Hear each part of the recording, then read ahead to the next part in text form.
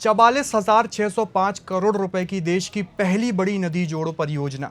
सरकार का दावा कि इससे बुंदेलखंड की तस्वीर बदलेगी। लाखों हेक्टेयर जमीन को सिंचाई मिलेगी और लाखों लोगों तक पीने का पानी पहुंचेगा।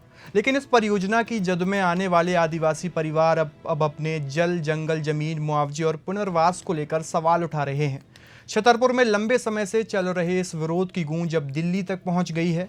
लोकसभा में नेता प्रतिपक्ष राहुल गांधी ने प्रभावित आदिवासियों का साथ देने की बात कही है और भरोसा दिलाया है कि वे उनके बीच पहुंचेंगे और उनकी मांगों को लेकर सरकार पर दबाव बनाएंगे।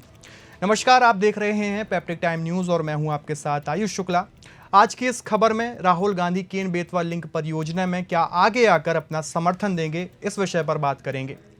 केन बेतवा लिंक परियोजना बुंदेलखंड के लिए दशकों से देखे जा रहे पानी के बड़े सपने से जुड़ी परियोजना है। करीब 44,605 करोड़ रुपए की लागत वाली इस परियोजना को देश की पहली प्रमुख नदी लिंकिंग परियोजना माना जा रहा है। योजना के तहत केन नदी का पानी बेतवा नदी तक पहुंचाया जाना है।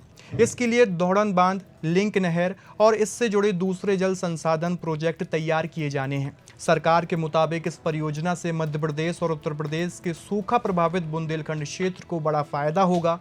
परियोजना से करीब 10.62 लाख हेक्टेयर भूमि को सालाना सिंचाई, लगभग 62 लाख लोगों को पेयजल, 103 मेगावाट जल विद्युत और 27 मेगावाट सौर ऊर्जा मिलने का लक्ष्य भी रखा गया है। मध्य प्रदेश में छतरपुर, पन्ना, टीकमगढ़, सागर, दमोह सहित कई जिलों और उत्तर प्रदेश के बुंदेलखंड क्षेत्र को इसका फायदा मिलने की बात कही जा रही है। लेकिन परियोजना की इस बड़ी तस्वीर के बीच दूसरी तस्वीर उन लोगों की है जिनकी जमीन, घर और आजीविका परियोजना से प्रभावित हो रही है।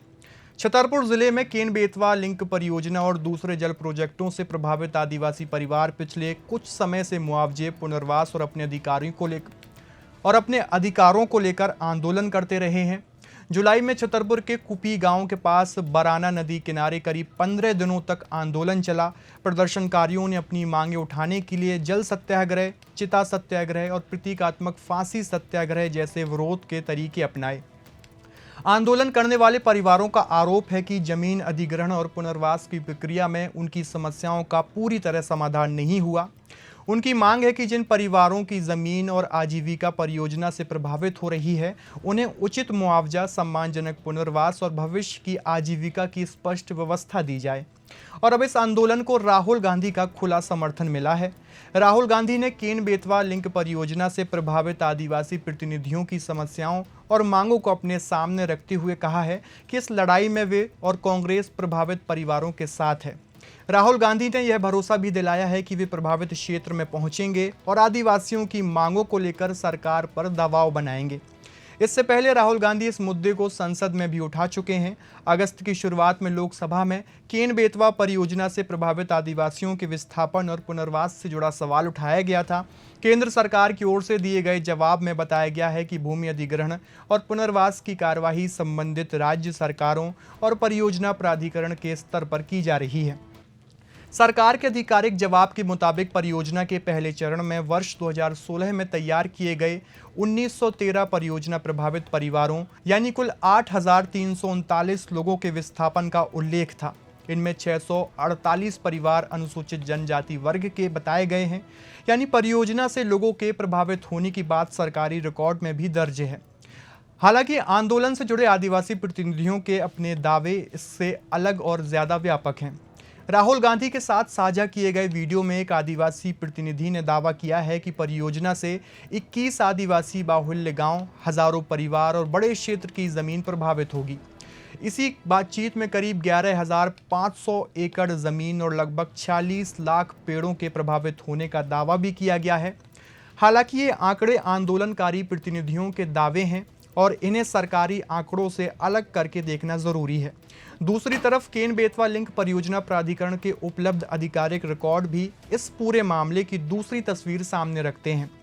30 जून 2026 तक के रिकॉर्ड के मुताबिक जमीन अधिग्रहण से 22 गांव प्रभावित बताए गए हैं, जिनमें 14 छतरपुर और 8 पन्ना जिले के हैं।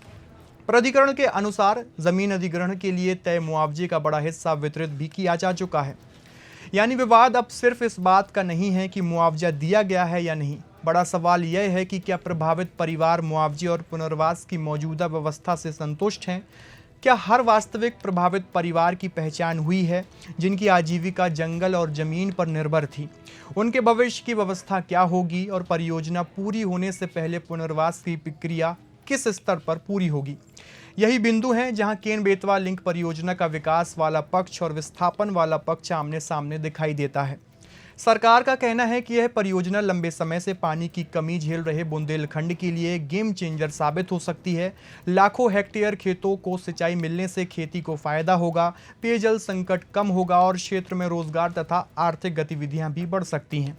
वहीं प्रभावित ग्रामीणों का सवाल यह है कि बुंदेलखंड का विकास जरूरी है, लेकिन विकास की कीमत उन परिवारों को क्यों चुकानी पड़े जिनकी जमीन और आजीविका परियोजना की जद में आ रही हैं। उनकी मांग परियोजना के फायदों से ज्यादा अपने पुनर्वास, मुआवजे और अधिकारों की गारंटी को लेकर है। अब राहुल गांधी के इस आंदोलन के साथ आने से मामला राजनीतिक रूप भी लेता दिखाई दे रहा है। राहुल गांधी पहले संसद में सवाल उठा चुके हैं और प्रभावित परिवारों के बीच पहुंचने की बात कर रहे हैं। ऐसे में आने वाले दिनों में केन बेतवा लिंक परियोजना को लेकर मध्य प्रदेश की राजनीति भी गर्म हो सकती है। लेकिन इस पूरे विवाद के बीच सबसे जरूरी सवाल राजनीति से आगे का है। क्या बुंदेलखंड को पानी देने वाली देश की इतनी बड़ी परियोजना को आगे बढ़ाते हुए उन लोगों के अधिकारों की भी पूरी सुरक्षा हो पाएगी जिनकी जमीन इस परियोजना के लिए ली जा रही है? क्या मुआवजा सिर्फ जमीन की कीमत तक सीमित रहेगा या परिवारों की भविष्य की आजीविका भी पुनर्वास का हिस्सा होगी? क्या सरकार और प्रभावित ग्रामीणों के बीच संवाद से समाधान निकलेगा? और राहुल गांधी ने प्रभावित क्षेत्र में पहुंचने की जो बात कही है, उसके बाद यह आंदोलन किस दिशा में जाएगा?